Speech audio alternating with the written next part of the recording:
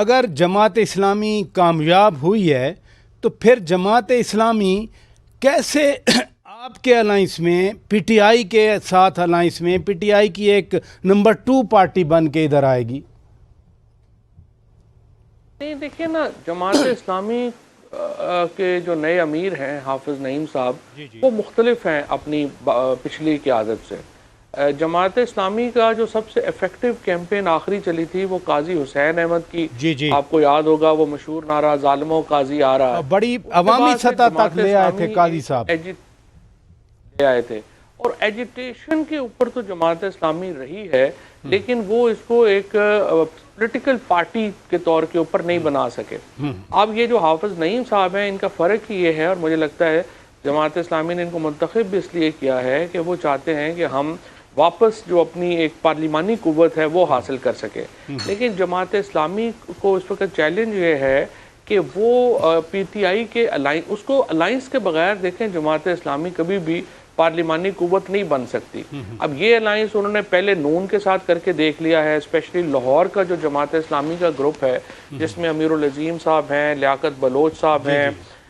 پہلے حافظ سلمان بٹ صاحب مرحوم تھے، یہ لوگ ہمیشہ ان کا tilt P M L N کی طرف رہا، اس کا ایکچولی ان کو بڑا نقصان ہوا، اور نواز شریف صاحب نے ان کے ساتھ جو کیا وہ ان کو بھی پتہ ہے، تاریخ کا حصہ ہے۔ اب آ کے ان کے پاس چوائس یہی ہے کہ وہ دوبارہ نون لیگ کے ساتھ جانا چاہتے ہیں، یا وہ اپنا الائنس جو ہے وہ اینٹی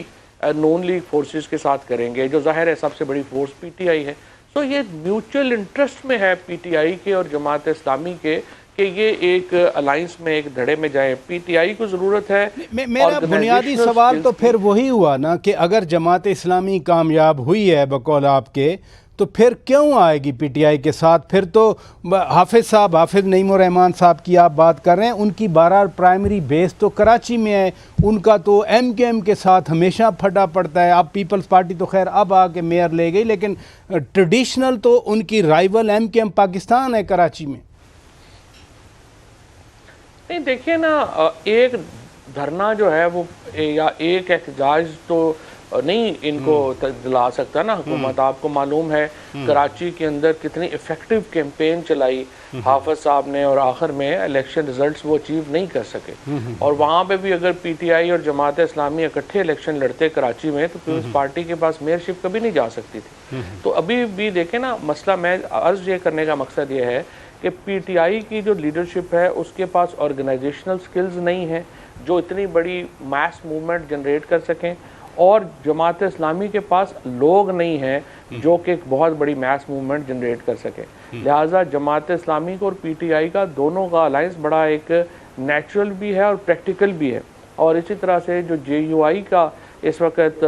حالات ہیں، جس طرح افغانستان کے اوپر جو پالیسی ہے، آپریشن کو لے کے جو پالیسی ہے، اور پھر جو خیبر پختونخوا کے معاملات کے اوپر جو بڑے معاملات ہیں، ان کے اوپر ایک ہی سوچ ہے مولانا فضل الرحمان کی اور عمران خان کی، اس لیے ان کا الائنس بھی اس وقت جو ہے وہ نیچرل بن سکتا ہے۔ ویسے تو چل صاحب دل بڑا کرنا پڑے۔ ویسے تو ہم دیکھ چکے ہیں جو الائنس کی آپ بات کر رہے ہیں، ایم ایم اے کی گورنمنٹ بھی بنی تھی جس میں جماعت اسلامی، جے یو آئی اور دیگر مذہبی جماعتیں بھی